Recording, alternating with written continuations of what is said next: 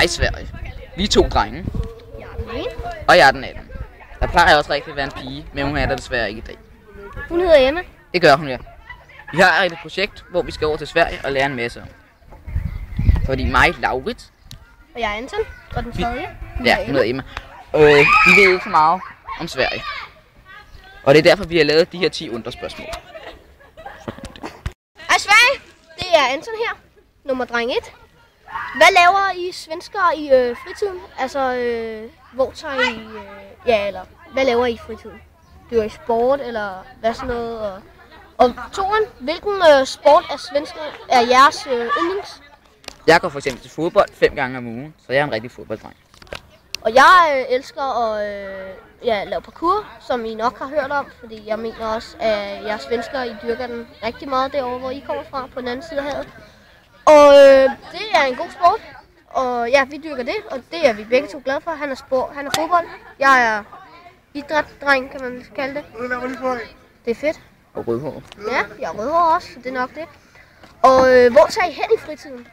Altså, hvis nu I spiller fodbold, har I en fodboldbane, I vælger, eller har I selv lavet en? Tager I nogle rundboldbat og nogle kejler med, som enten kan være nørderne fra klassen eller sådan noget, som I så bruger til det?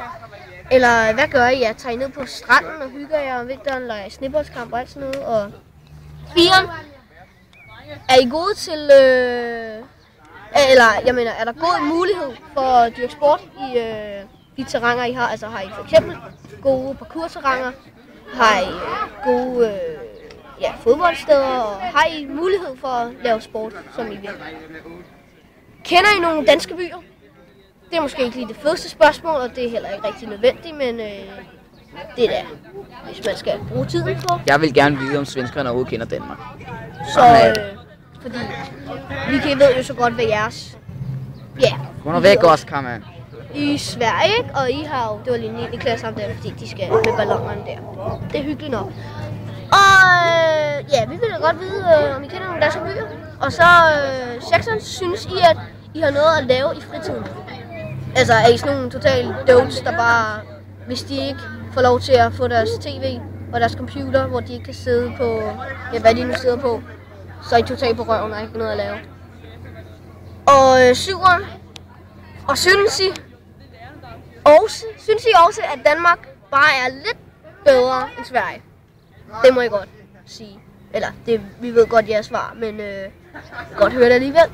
8'eren, er I blevet deprimeret efter at danskerne, eller Danmark tævede Sverige i fodbold-VM-kvalifikation? Det vil jeg gerne vide, fordi jeg vil i hvert fald have siddet inde på mit værelse i 2 måneder, hvis vi havde tabt til Sverige. Ja. Og nok er jeg ikke den største fodbolddreng, men det vil jeg fandme også godt sige. Danskhed, det er... det er noget, vi godt kan lide. Skal I tro, jeg er totalt og ikke kan lide de andre, vel? Det kan jeg bare ikke. Men I er stadig velkommen i vores land. Det skal I ikke tro. 9'eren, er musik en stor del af jeres fritid? Altså, kan I godt lide hvis I tager en løbetur, tager I så musik i ørerne? Har I god musiksmag i det hele taget? Det skal vi selvfølgelig ikke dømme. Det kan godt være, at du synes, du har musiksmag, så du nok hører sådan noget lort som... Svennebanan. Svennebanan. Jeg siger ingen navn. Og 10'eren. Bruger I internetmedier meget? For eksempel Facebook, Twitter, Arto, Speak, alle mulige luderprogrammer, som nu gemmer sig derinde på internettet? Ja, det var alt for os. Vi håber, at I kan lide vores spørgsmål. Og så må vi håbe, at vi kan få svaret dem. Så er vi faktisk farvel. så ligeglade.